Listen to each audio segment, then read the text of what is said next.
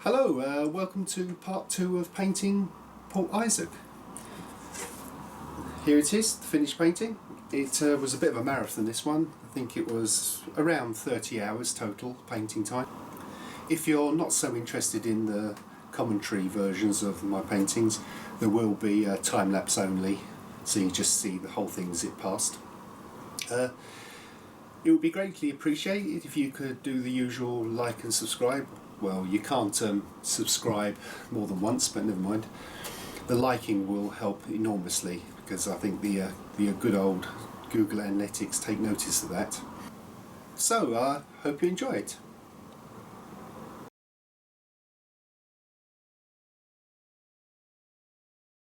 In this part 2, we're just basically starting where we left off and slowly going down the lines of houses, and doing it this way means you don't put the side of your hand in wet paint. Now these lower down houses are pretty much the same as the higher up ones, apart from there will be a bit more texture and a bit more painting of the actual bricks and stone, although on these foreground houses it's mostly stone, and as they're larger on the painting and closer to us, I will need to do something to indicate that they're there.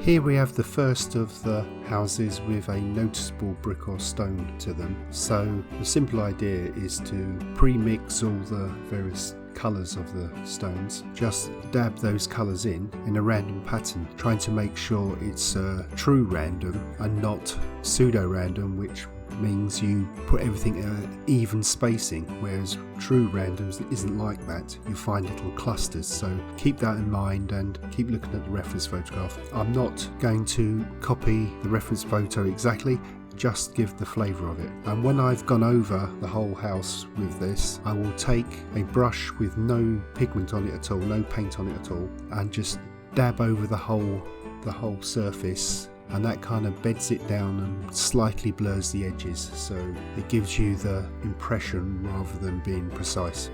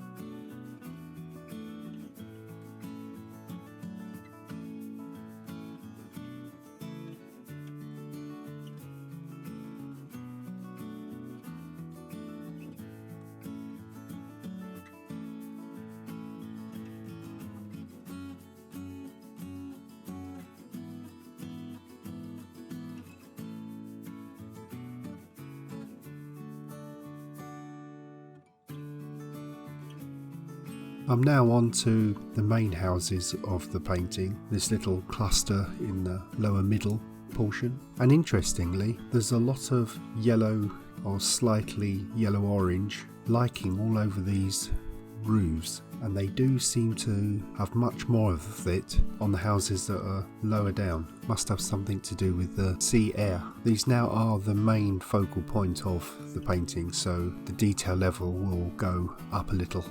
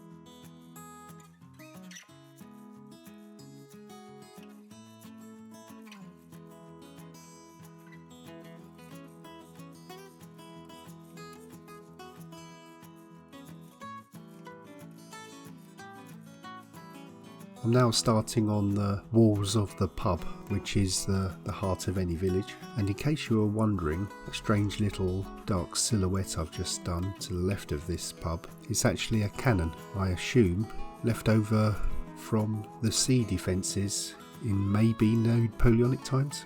I'm not sure, I must look up the history of it.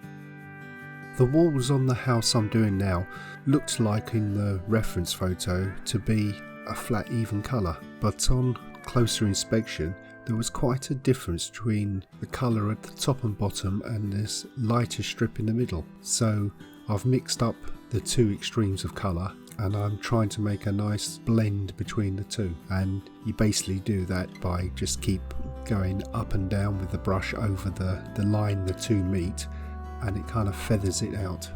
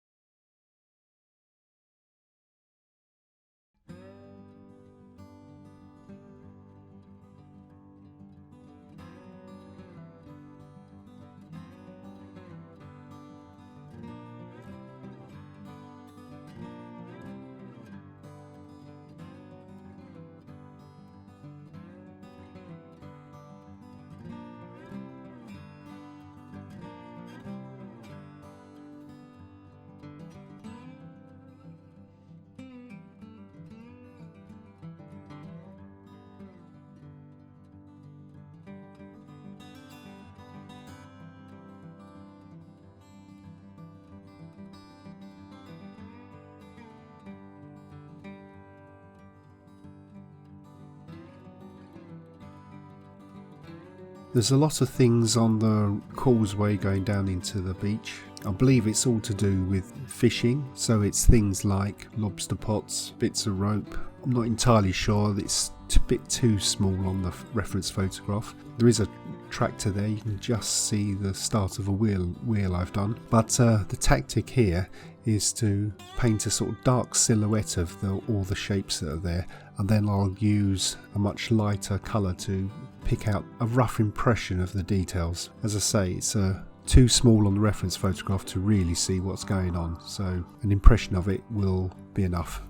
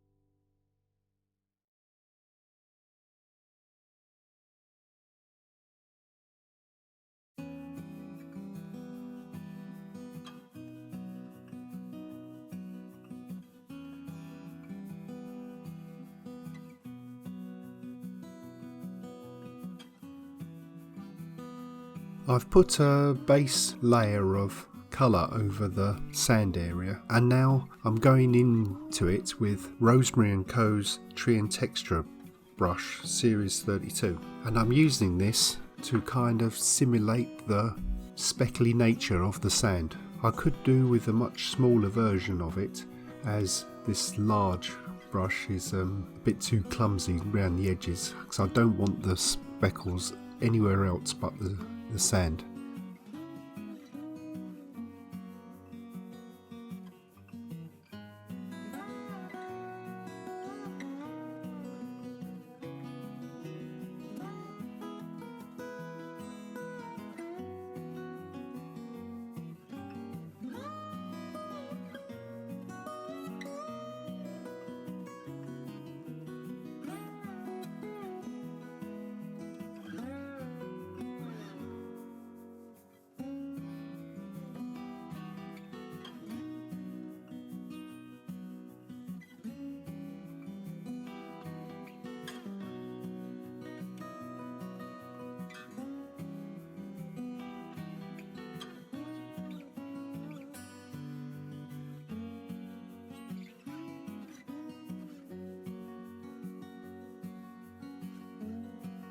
On the reference photo, this building in the bottom right, being so close to the camera, is in exquisite detail. I can see every last little bit of it, but I'm only going to hint at these details as I don't want the viewer's eye to dwell too much on this building. Instead, I want the audience to look at the main building of the pub where all the fishing debris is.